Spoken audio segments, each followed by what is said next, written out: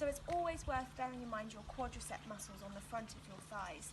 They can also get very tight, particularly with walking, running and cycling, which as I say, I hope you're all doing at home to get your daily activity.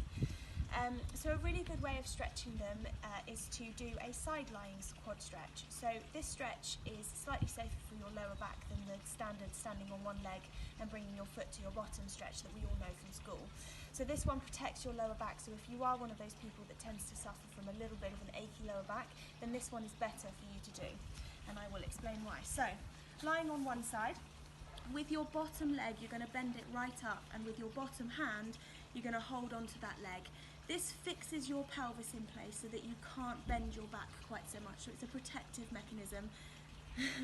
It's a protective mechanism to stop you from arching your back too much. From here, you're going to grab your ankle or your foot of your top leg with your top hand, and you're going to do exactly the same movement. So you're going to bring that foot to your bottom, okay? Now a couple of important points. Get that ant off my mat. A couple of important points with this stretch is to make sure that your knee is in line with your hip.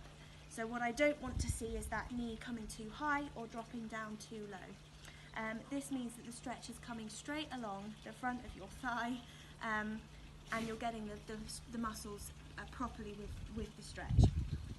Now what you can do is, if you're finding that you're not getting that much of a stretch in the front of your quad, then you can take that knee further back like that.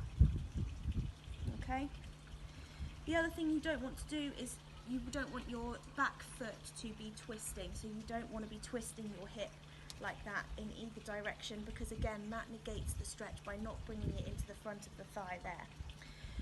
If you find that this pulls your knee too much and perhaps you have a bit of a stiff knee or some pain underneath your kneecap, you can always get a rolled up towel and place that round your ankle and use it as a pulley system, so you pull your foot backwards rather than bending the knee right up to get that foot to your bottom. Give it a go, see how you get on. As always, stretch on both sides, 20 seconds each, a couple of times over. Really get those quads moving, because this will help with your hips and your knees.